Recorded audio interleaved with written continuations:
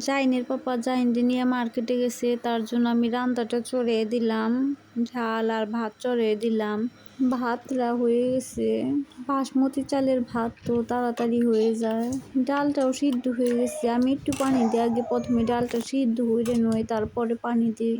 সবাই আমার হাতের ডালটা পছন্দ করে, আসলে এই ডালটা অনেক মজা হয়। এই কইটা মাছটা বের করে নিলাম, এখন ভাজবো। যে ভালো করে সুন্দর করে আগে পেঁয়াজটা ভাজতে নিলাম। হ্যালো এভরিওয়ান, আসসালামু আলাইকুম। আপনারা সবাই কেমন আছেন? আশা করি সবাই ভালো আছেন। আলহামদুলিল্লাহ আমরা ভালো আছি। মাছের মধ্যে কিন্তু কাটা নাই। জাইনের পাপা মার্কেট থেকে আইসে পড়ছে, তরমুজ নিয়ে এসে। গরমের মধ্যে কিন্তু তরমুজটা খাইতে মজা লাগে, ঠান্ডা ঠান্ডা ফ্রিজে রেখে গেলে অনেক মজা লাগে। জাইন দিয়ে কাইটে কাইটে দিতেছে আর আমি রান্না করতেছি আর খাইতেছি। তরমুজটা অনেক মিষ্টি ছিল। মার্কেটে এত পরিমাণ বড় বড় তরমুজ থাকে যে খাইয়াই পুরানো যায় না। মানে একটা 11 কেজি, 12 কেজি, 13 কেজি, 14 কেজি। মাছটার মধ্যে একটু হলুদ লবণ দিয়ে দিলাম। এই মাছটা যে এত পরিমাণ মজা, মানে না খাইলে কেউ বুঝতেই পারবো না। মাছটার নাম টুনা। বাজারটা হয়ে গেছে, এখন ডালও হয়ে গেছে। ডালটা সোমবার দিব। কে কি বলে জানি না, আমরা সোমবারই বলি, আবার কতজনে বাগার বলে।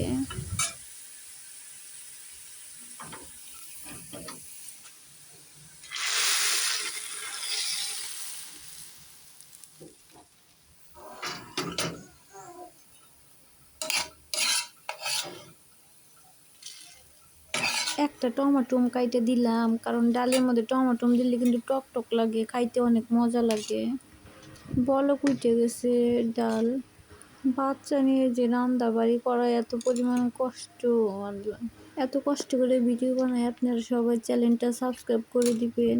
দেখেন আজকের খাবার কি ছিল: ডাল, ডিম ভর্তা, তারপরে মাছ ঝুরি, তারপরে জাইনের জন্য সুজি জাল দিলাম।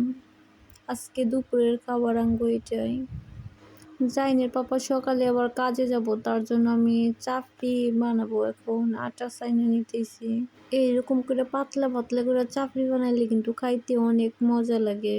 মাংস দিয়ে, গরুর মাংস বা হাঁসের মাংস বিখ্যাত। চাপড়ি ভাজা হয়ে গেছে, তারপরে এখন আমি মাংস কাটে নিলাম।